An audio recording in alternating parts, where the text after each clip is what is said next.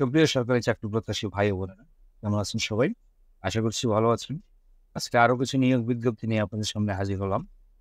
যে এই বিজ্ঞপ্তিগুলো সাধারণত বেশ অনেক পদই বিজ্ঞপ্তি দেওয়া প্রকাশ করা হয়েছে, প্রায় ৫,০০০ পদে।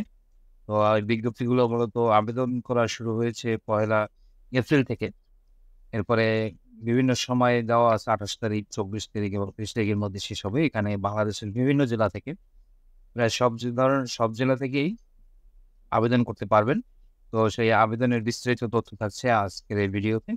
তো আমরা আপনারা যারা আমার এই চ্যানেলে নতুন আছেন, তারা সরকারি চাকরির বিভিন্ন সময় বিভিন্ন টিপস এবং উম আ সার্কুলার সম্পর্কে জানতে চ্যানেলটিকে সাবস্ক্রাইব করে নিন।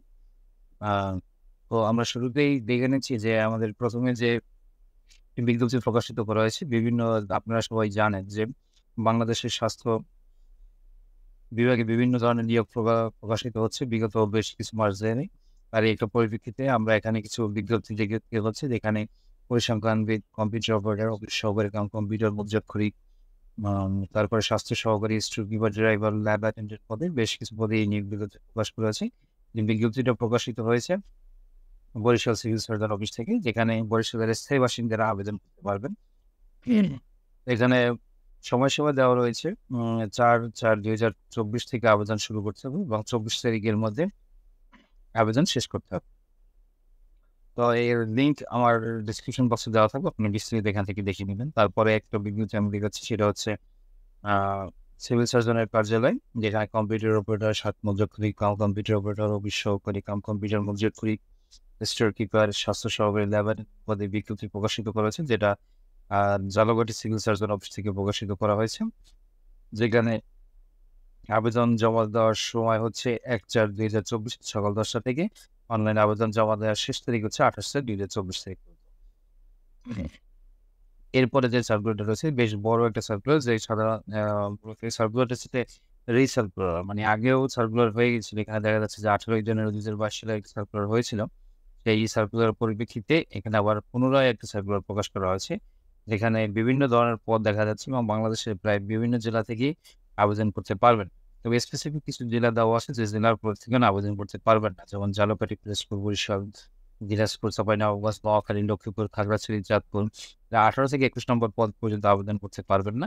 তবে অন্যান্য পদে আবেদন করতে পারবেন। এখানে সবথেকে বেশি যে পদে আবেদন করতে বলা আছে, সেটা হচ্ছে জুনিয়র পরিসংখ্যান সহকারী। ৪১৬টি পদে আবেদন করতে বলা হয়েছে। যেখানে শিক্ষাগত যোগ্যতা চাওয়া হয়েছে কোনো স্বীকৃত বিশ্ববিদ্যালয় হতে পরিসংখ্যান বা অর্থনীতি বা গণিত সহ অনন্য ৩য় শ্রেণী বা সমমানের স্বীকৃতি, স্নাতক বা সমমানের ডিগ্রি। এছাড়াও এর পরে যে বেশি পদে আবেদন করতে বলা হয়েছে, সেটি ডাটা এন্ট্রি বা কন্ট্রোল অপারেটর, ১৬ গ্রেডের একটি পদ। আর এখানে স্বীকৃত বোর্ড হইতে উচ্চ মাধ্যমিক বা সার্টিফিকেট পরীক্ষায় উত্তীর্ণ হওয়ার পাশাপাশি কম্পিউটারে বাংলা এবং ইংরেজিতে বিল শব্দের কিছু টেস্টে উত্তীর্ণ হতে হবে। এরপরে যেটা পদ রয়েছে সবচেয়ে বেশি, সেটা হচ্ছে চেইনম্যান। এখানে মাধ্যমিক স্কুল সার্টিফিকেট আ উত্তীর্ণ প্রার্থীদের অগ্রাধিকার দেওয়া হবে এবং তাদেরকে আবেদন করতে বলা হয়েছে এবং সংশ্লিষ্ট কাজে সম্পন্ন মানে অভিজ্ঞতা সম্পন্ন প্রার্থীদেরকে আবেদন করতে বলা হয়েছে। তো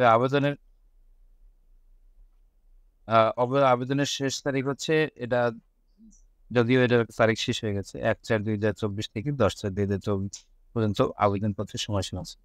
তো এরপরে যেটা রয়েছে, সেটা হচ্ছে ভূমি রেকর্ড ও জরিপ অধিদপ্তরের একটি বিশাল বিজ্ঞপ্তি প্রকাশ রয়েছে, যেখানে বিভিন্ন ধরনের পদে বেশ অনেক বিজ্ঞপ্তি প্রকাশ করা হয়েছে। প্রায় যে ৩,০০০ পদের ৩,০০০ এর বেশি পদে আবেদন করতে বলা হয়েছে। এখানে সার্ভেয়ার, তারপর হচ্ছে ড্রাফটসম্যান কাম এস্টিমেটর কাম সিট কিপার, আ তারপরে রয়েছে পেশকার, রেকর্ড কিপার, তারপরে খারিজ সহকারী, দাস-মহড়ার কপিস্ট কাম বেঞ্চ সহকারী, অফিস সহায়ক এবং চেইনম্যান পদে বিভিন্ন বেশ ৩,০০০ পদের আবেদন করতে বলা হয়েছে। তো এখানে আবেদনপত্র জমাদানের শুরু হচ্ছে ২৪/৩/২০২৪ থেকে ৩০/৪/২০২৪ বিকাল ৫টা পর্যন্ত। তো এই সবগুলা সার্কুলারের লিঙ্ক আমার ডেসক্রিপশন বক্সে দেওয়া থাকবে। আপনারা ওখান থেকে চেক আউট করে নিতে পারবেন। তো এই ছিল নিয়োগ বিজ্ঞপ্তির বিস্তারিত। এরপরে আরো কোনো নিয়োগ বিজ্ঞপ্তি প্রকাশিত হলে আমি আপনাদের সামনে নিয়ে হাজির হব। ততক্ষণ পর্যন্ত ভালো থাকবেন এবং সুস্থ থাকবেন এবং আমার চ্যানেলের সাথে থেকে সরকারি চাকরির বিভিন্ন ধরনের তথ্য আপনি যেকোনো সময় আমার চ্যানেল থেকে পেয়ে যেতে পারেন। তো ধন্যবাদ সবাইকে। ভালো থাকবেন।